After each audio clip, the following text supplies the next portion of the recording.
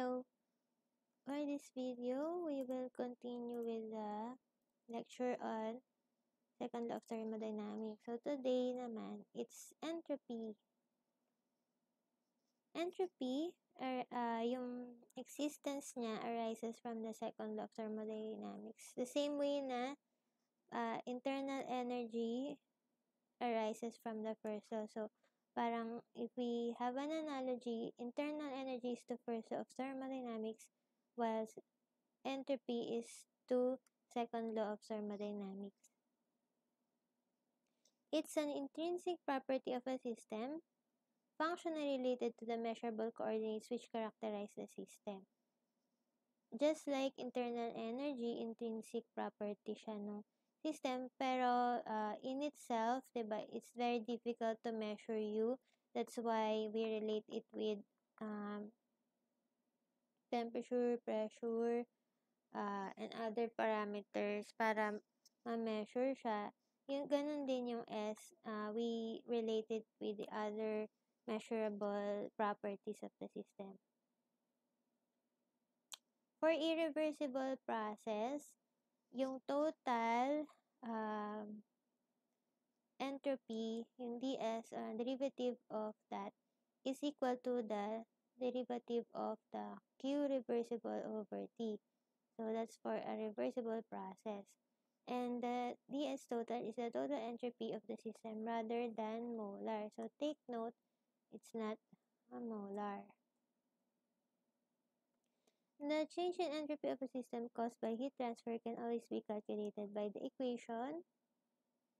Yan. So, ang gagawin mo lang ay, yung kanina na ano mo lang siya, derivative, integrate.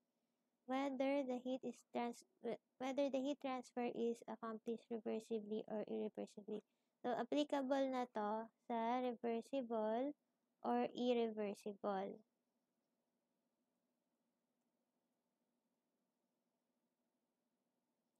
Other features of entropy, state function din siya.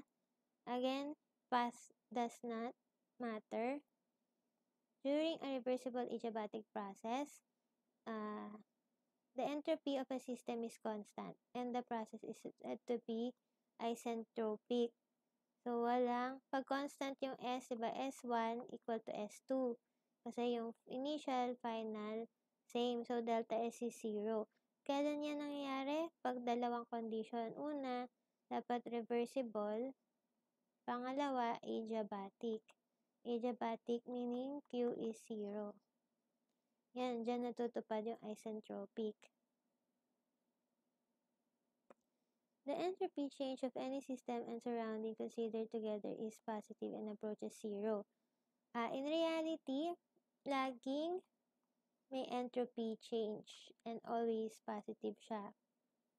Pero, kapag delta S approaches 0, pag yung process approaches reversibility. Okay? So, ang ibig sabihin nito, di ba, interpretation in reality, sa physical world, di ba, laging papunta tayo sa higher entropy kasi S2 is always greater than S1. So, yung final S mo greater than the initial S. In mathematical form, yung S total ay laging greater than or equal to 0, so never negative. 0 lang siya pag reversible at saka adiabatic. So, yung S total is composed by the system and surroundings.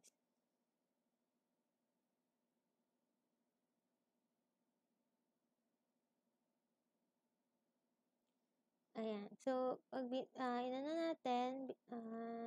natin siya separately, yung system at surroundings, may equal siya sa equation na Q over T. Now, we want to write S in terms of T and V, temperature and volume. ulit paano tayo magsusulat ng partial derivatives, total differential in terms of partial derivatives, diba? Una, we take the partial derivative of the property with respect to t. First, constant muna yung isa. So, dito, constant yung v, tt. Next, take the partial derivative of s with respect to v. This time, constant na yung t, dv. Okay? And then, using the first law of thermodynamics and the Maxwell equation and the definition of work, tapos in-integrate. Okay? Ano yung nangyari? Maxwell equation. Ito, delta S, partial derivative of V.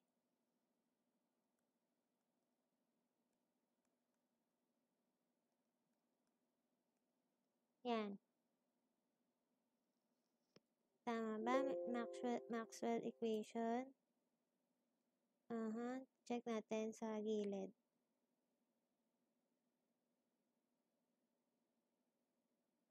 Yep. Ito siya, Maxwell equation. What else? So, ito pinalitan. Diba? Naging partial of P with respect to T dV. And then, kasi, remember that ds is dq over t. Okay? But,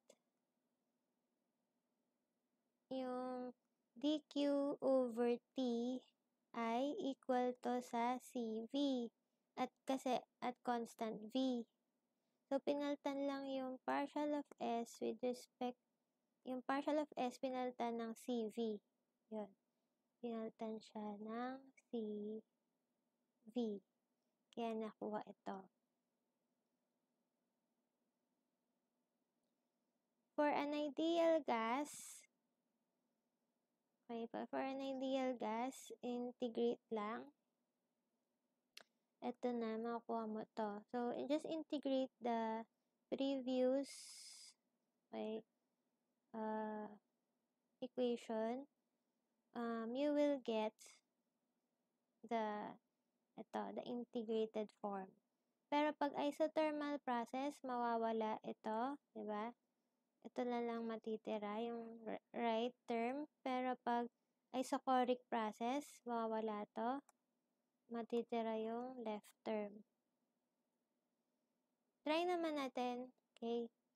In terms of temperature and pressure naman. So, the same process, using yung mga first law and etc., you will yield this equation. Okay? The same way na dinerive natin yung una. And then, ganun din. We can integrate assuming ideal gas. Tapos, isothermal and isochoric, nawawala yung isang term.